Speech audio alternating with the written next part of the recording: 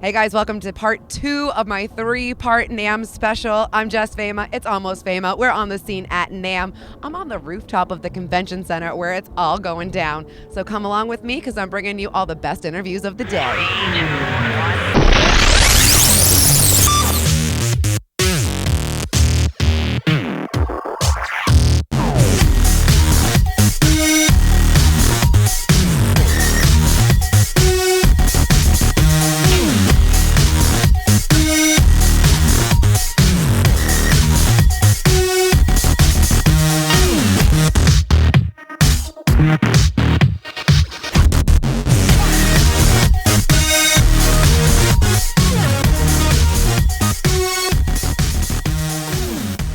Hey guys, Almost Fama on the scene, and I ran into Miss Nita Strauss here at NAMM. What's going on, Nita? Oh my God, it's the best day ever. I know, best right? NAMM ever. It's for so sure, for great. sure, for sure, yeah. Before we get into anything else, hold on, stop the phone. Hold the phone. First ever endorsed female guitarist by First ever Ibanez. signature artist. Signature artist. Yes, I have the first ever female signature guitar in Ibanez history. So How cool is that? I'm so honored. I'm so humbled. Let me hold so the mic. thankful. I want hold you the to. guitar. Oh, you got it. Yeah, you hold the guitar. All right, I get to hold it. Oh my Yeah. Ta-da!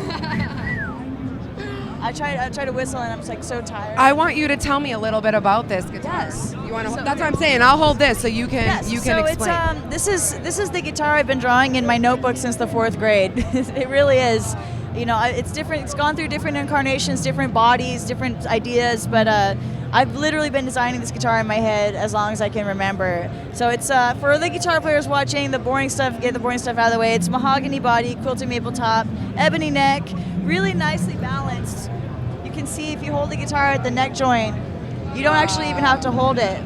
It's just perfectly balanced between the neck and the body. And these are also my signature pickups. These are brand new cool. from DiMarzio.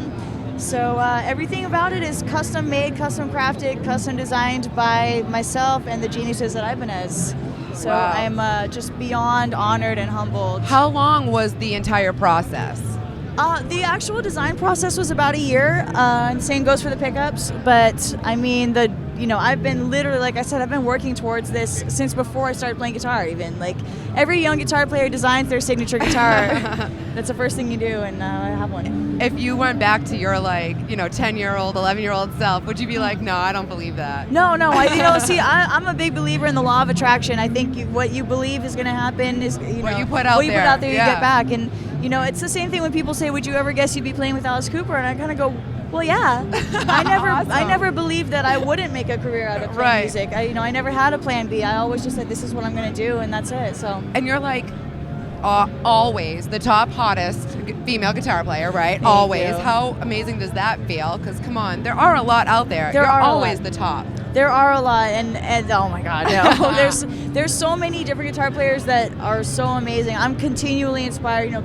Courtney and Neely Brosh Absolutely. and Irene Katakiti and Gretchen Menn, and there's so many incredible, amazing female guitar players out there. I'm just really excited that I can champion a new wave of younger ones coming forward and being part of the revolution, man. What would you say to those younger ones? Because now you've kind of been through it all, and I want to get to Starbreakers in a second, but I want to know, what would you say to the girls now starting out, doing this? I would say the most important thing is don't be discouraged. Don't ever think that, when I was growing up, there were no female guitar players for me to look at, for me to be inspired by. Now there are a lot, so it's a little easier to not be discouraged. But I'd say it's still going to be hard. It's still going to be a tough road ahead. So just be careful. Don't lose your head. Don't get caught up in the chick thing, and just practice hard and leave no doubt.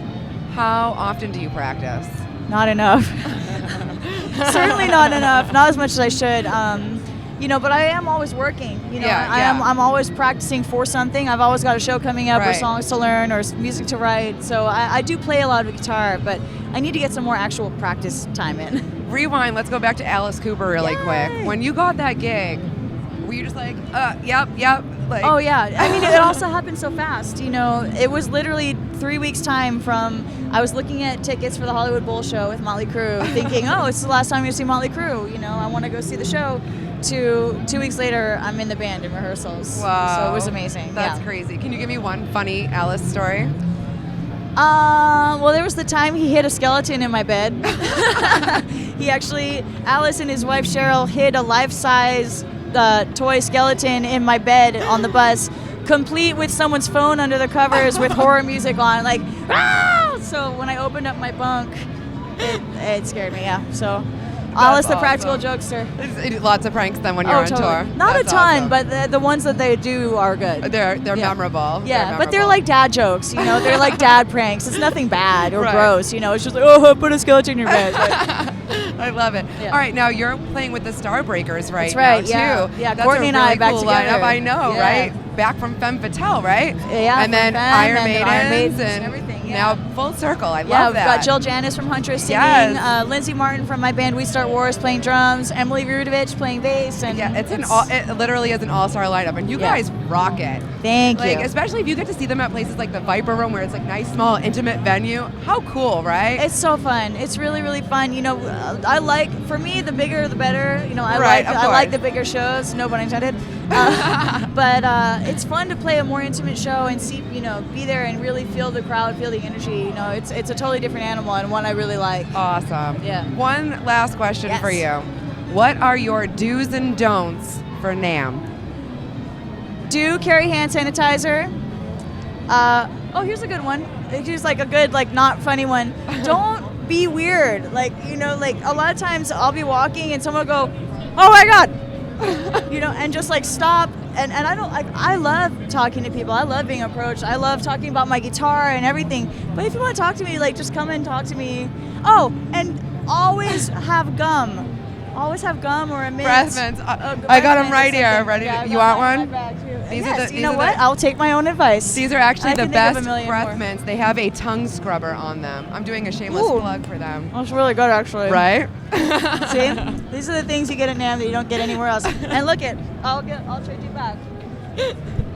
We're trading breath mints at NAMM. And hand sanitizer. Oh, I'll take some of that. Yeah. All right. Awesome. So, we're I'm gonna following get. my own advice. Breath mints and hand sanitizer. So we got clean hands, clean breath. We're good. We're good. Awesome. Thanks, Nita. You're awesome, lady.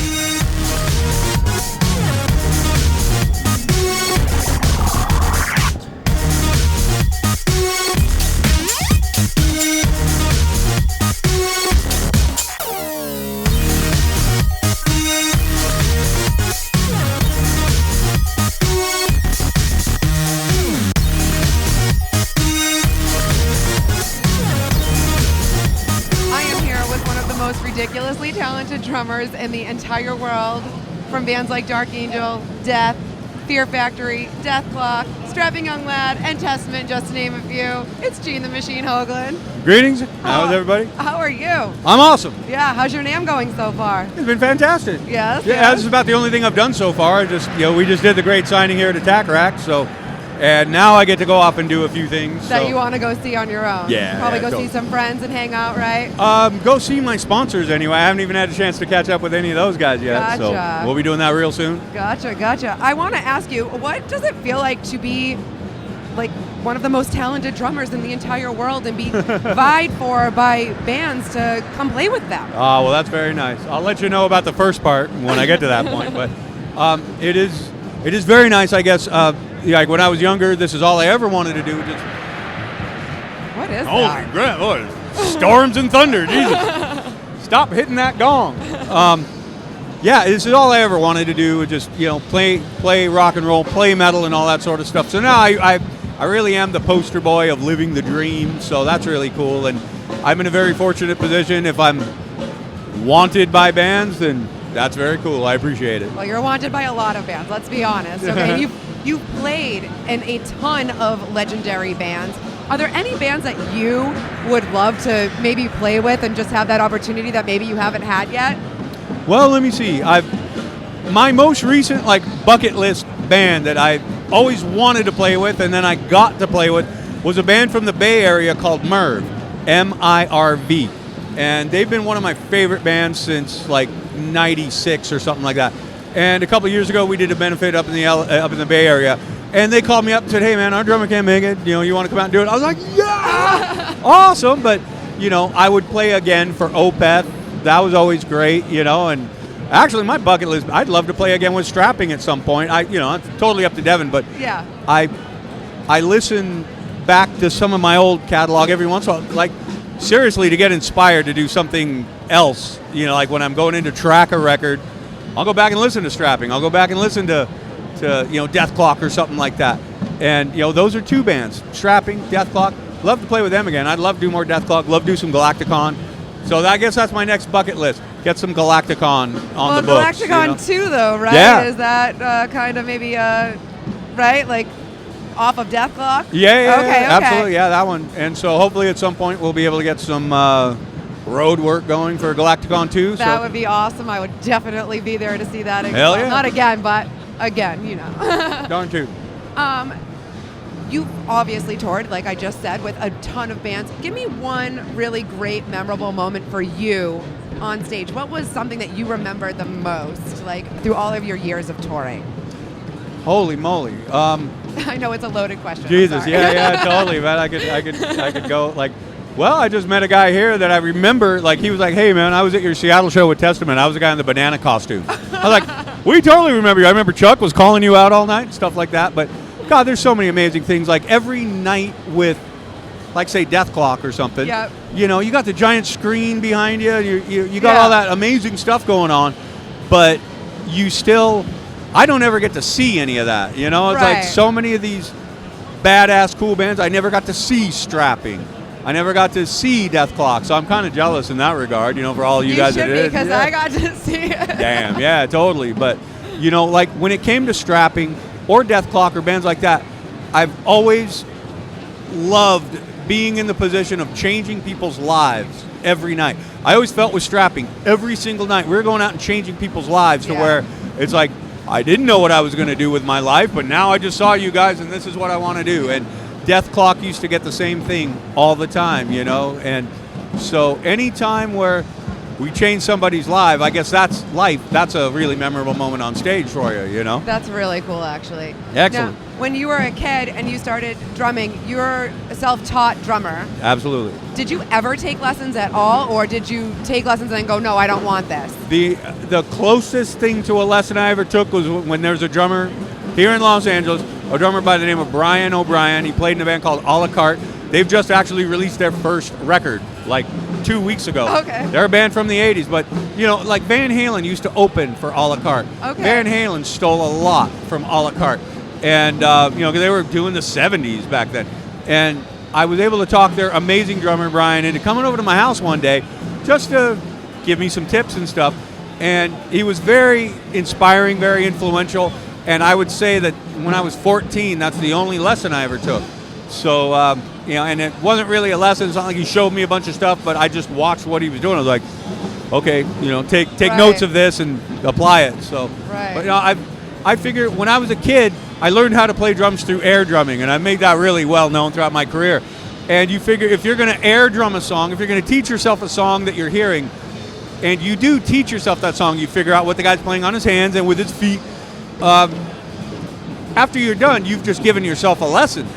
So that's the way I looked at it. Gotcha. So I was getting I got taught by all the great drummers that I looked up to because I'm listening to their stuff and breaking it down. So there you go. That's a good approach for some people, maybe. And then using weights when you're drumming, because I think about that like playing baseball. You would swing with the weight, and then when you didn't have the weight, it was a little bit easier. So are you still doing that now? Yes. Awesome. Yeah, okay. absolutely. And what about the Atomic Clock DVDs? Any more of those to be coming out?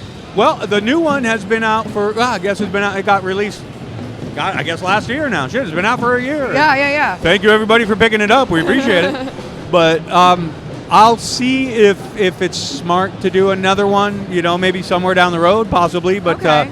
I figure I'll have enough on my hands, in the next few years of stuff that if I get the chance to do another one, awesome. And if I don't, I'll do something equally cool. Like I might take it into a new direction of Gene on drums only kind of thing. So we'll see where that goes. I love that.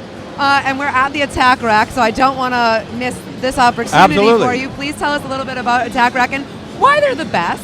Absolutely. Well, Attack Rack, like I tell you, I never liked racks. I've always been a big proponent against racks. I hate racks. Give me some stands, sort of thing.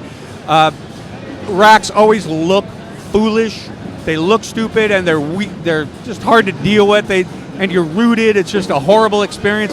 But the attack rack is like, you guys have heard me talking about them. You know, they're the most amazing rack out there.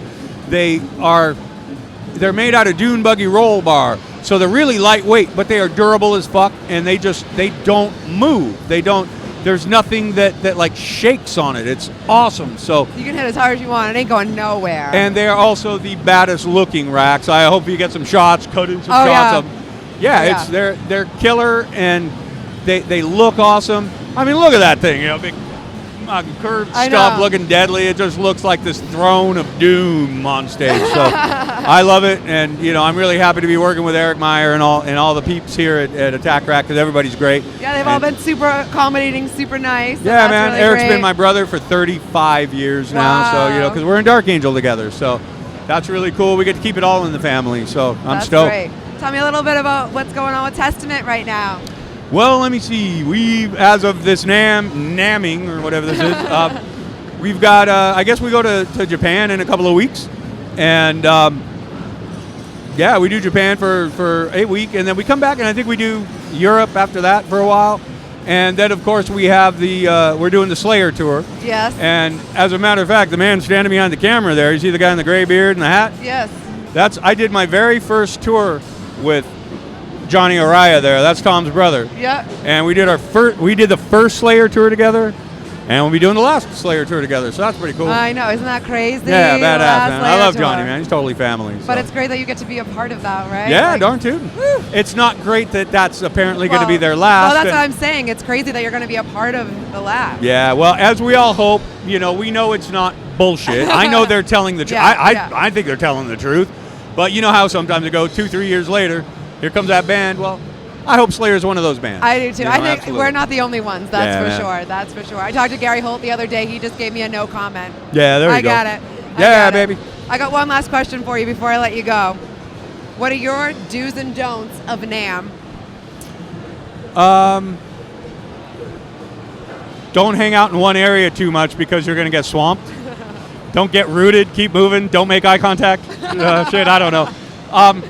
Try to catch all that you can. You know what? The only do you can never go wrong with is have fun here. Have some fun. Enjoy. And we're all out here, and we know that we know that this is kind of an open area for people to come up and say, hey. So be cool and say, hey. You know, come up and talk to us. We're always cool. And, you know, for you other NAMMsters out there that are, you know, in my position, just come out and have a good time with it. And just, you know, you're getting to meet all the really cool people and enjoy yourself at NAMM, you know. Try to do as much shopping mentally as you can everywhere, and then go back and hit everybody's website. Awesome. Well, thank you so much for spending some time with me, Gene, today. I really appreciate Very it. cool. I appreciate your time. Thank and you. I hope you have an awesome NAMM. You too. Thank you. Gene Hoglan, everybody. Woo!